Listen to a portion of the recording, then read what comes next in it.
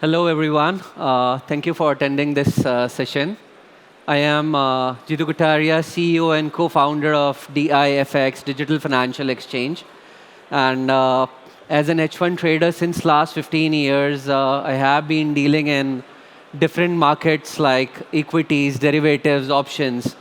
My journey in digital assets started from 2016 onwards, wherein we were managing the prop fund and family offices across Middle East and Southeast Asia, starting with a very small amount of $5 million, reaching out to $500 million worth of assets under management with one of the largest custodian in the world. And while doing this, I was trading on multiple exchanges till 2019. And what I felt, there were lots of mitigations which we need to solve. Back in that time, there were not proper regulations. And just because of that reason, we created our own exchange, which was Digital Financial Exchange. And initially, the plan was just to manage the family offices through the exchange. And in 2016, 2021, June, we went with the retail adoption. As we saw that the institutional grade exchange which has came up, it will be very good for the retail audience. And finally, we went for the retail from 2021 onwards. And the real challenges, what we have faced in last 1 year was the regulations. We went with different regulators. Currently, we have more than 7 regulators who are governing our exchange.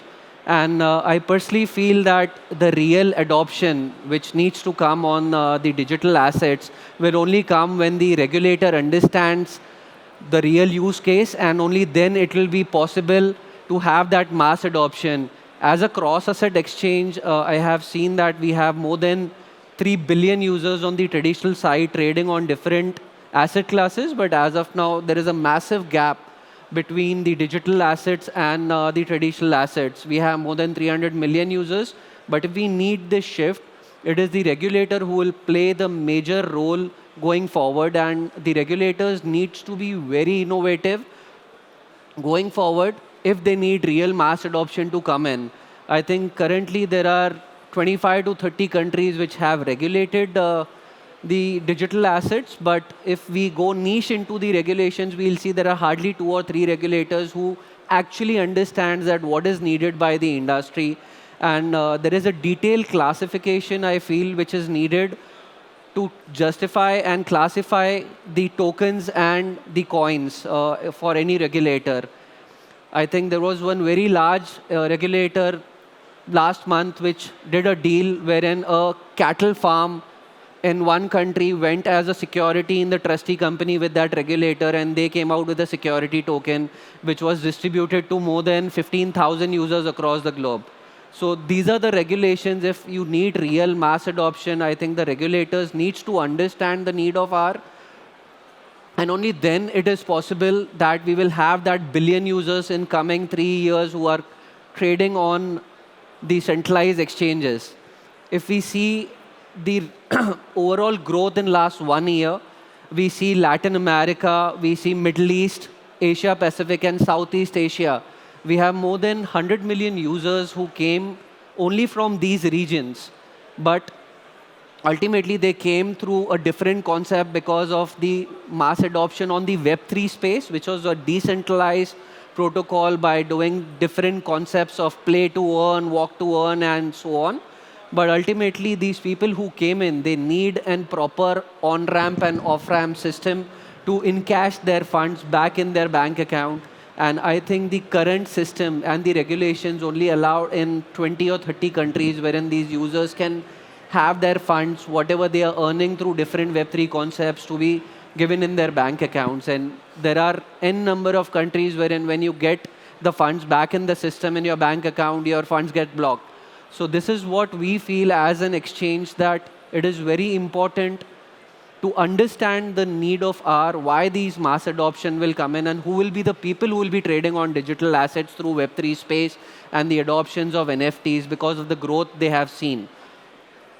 As a hedge fund trader, I have seen that in last 7 years, the digital space has outgrown and shown a phenomenal returns. If you compare with each and every asset class on the traditional side, the digital assets have shown the growth over the period of last 5, 7 years, and it has outperformed each and every asset class.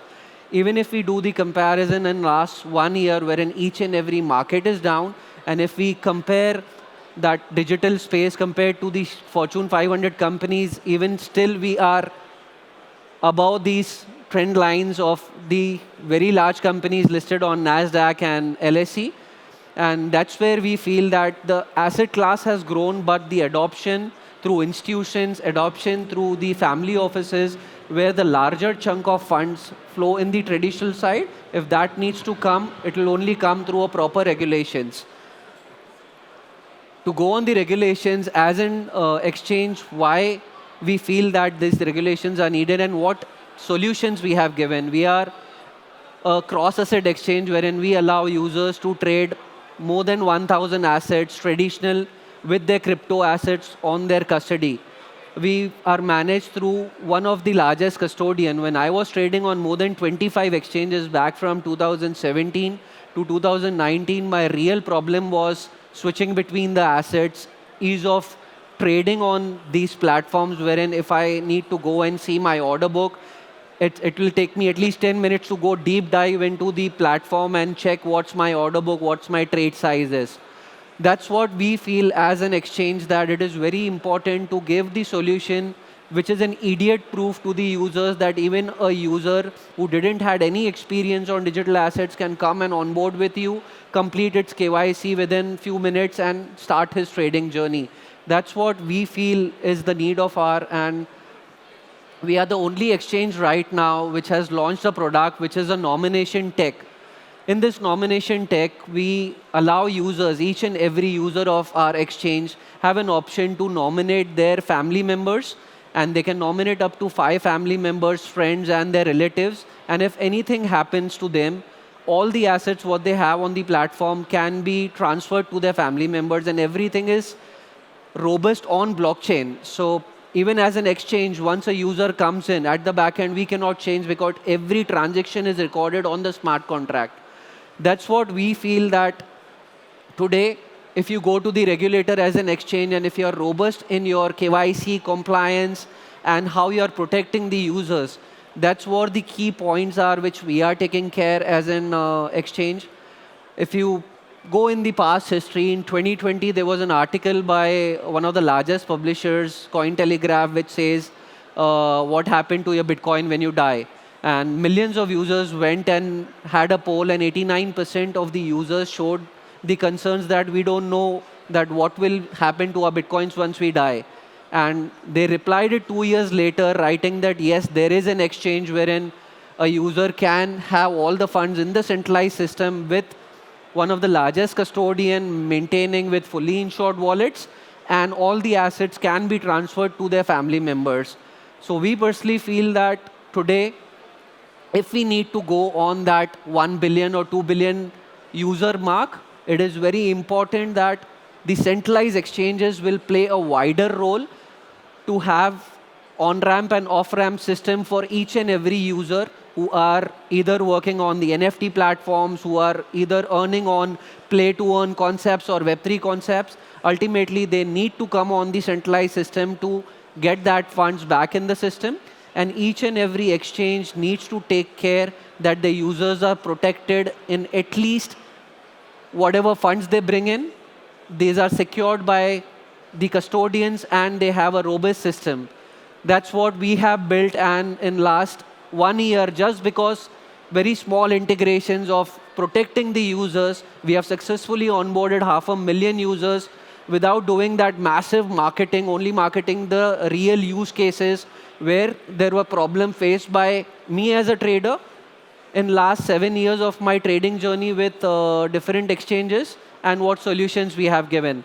So even my advice to the space of centralized exchanges is to have a solution. You already have millions and millions of users just by integrating small solutions. I think the real adoption of the institutions, family offices, and the mass user will come in, just because it's very important for everyone to have that security when they are dealing. The history says that there were lots of hacks happened, there were companies who ran away. with funds. We have seen in last 1 year that more than $200 billion were washed out just because the compliance systems were not in place.